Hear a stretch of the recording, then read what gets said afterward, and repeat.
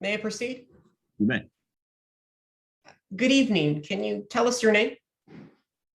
Good evening, everyone. My name is Carson Denton. I'm 31 years old. Where do you live? Well, I live right here in Empyrean, specifically Pasquale. And what do you do for a living? Well, I'm a journalist. I've been working as such for many, many years now. Well, how did you become a journalist? Well, my journey in this career started at USC, where I earned my bachelor's in journalism and public relations in 2012. Following that, I worked for the New York Times for about a year before my position at the Chronicle Times. Well, Mr. Denton, I want to get right to the point. Now, the plaintiff said in their opening statement that there are parts of your article that are false or misleading. When you wrote your article, did you believe anything you had written was false? May I proceed? You may. Good afternoon, Professor.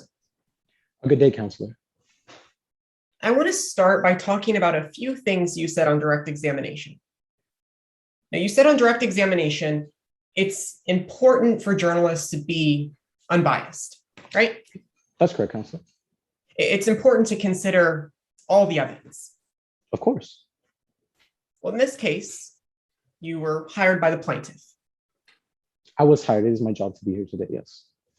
So you're being paid by the plaintiff. I am, yeah.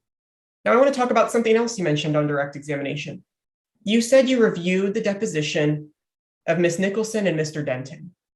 That's correct. It was part of the information that I took into consideration during my investigation. Professor, I want to be clear for the jury. That's not what you told the police. Excuse me, Counselor? I don't understand your question. Is it your sworn testimony today that you reviewed the deposition of Ms. Nicholson and Mr. Denton? That's correct, Counselor. I reviewed the deposition of both Randy Nicholson, to be more specific, and Carson Denton. You made a witness statement in this case. I did, Counselor, yes. You were truthful and accurate? I was sworn under testimonial, yes. You were sure to include all relevant information? Of course.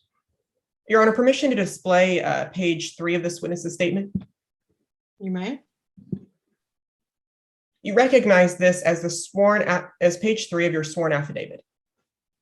Yes, Counselor. Well, I'd like you to focus on line 111 to 112. I'd like you to read silently as I read aloud. Of course. I learned from the following documents: the sworn affidavits and deposition of Carson Denton and Bobby Yamasoda. Did I read that correctly, yes or no? You did, Counselor. That's correct. Groupthink environment. Lee Crotty. The most In Your Honor, inadmissible expert opinion, may I explain? Yes. Your Honor, pursuant to Rule 7 in the rules of evidence in this jurisdiction, experts can't testify to the defendant's mental state at issue. Now, according to the charges, the mental state at issue today is knowledge and intent. Opposing counsel mentioned it in their opening statement, that they had to prove the defendant's knowledge and that they had to prove the defendant's intent. Is saying that the defendant purposely created a toxic groupthink environment directly violates that rule of evidence. We ask that it be excluded from trial today. There was a safe choice and a deadly choice. Two friends entered Sonny's bar on March 24th. And I admit, my client served them both multiple rounds of drinks. But why is it that one friend gets home safely and the other friend crashes her car and loses her life? Well, it isn't because of anything my clients did, because the one friend who showed signs of drunkenness made it home safely. They had no reason to stop serving Jessica Marks. No, the reason Jessica Marks crashed her car is because she chose to drive it instead of taking the Uber with her friend. When given a safe choice, she ignored it and made a deadly one instead. If Sonny's bar had stopped serving Miss Marks, would she still be alive today? Maybe. But that's not the question you're here to answer. The plaintiff wants you to believe that my clients failed to step in when in reality, they had no reason to.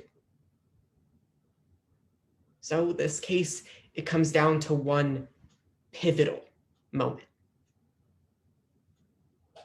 When Jessica Marks walked out of that bar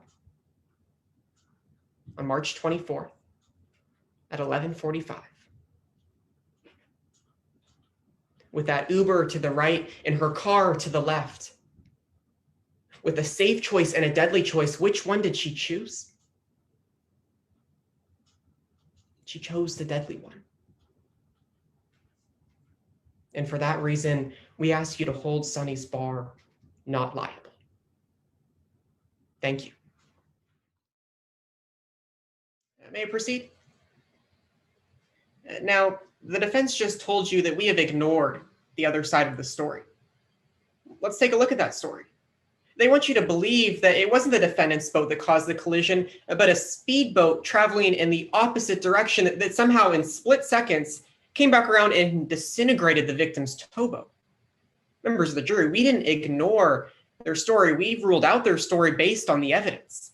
There was only one boat that could have caused a collision to that degree, one boat that had paint matching that boat, and one boat that remembers that collision. That's the defendant's. We ask you to find the defendant guilty on both counts. Thank you.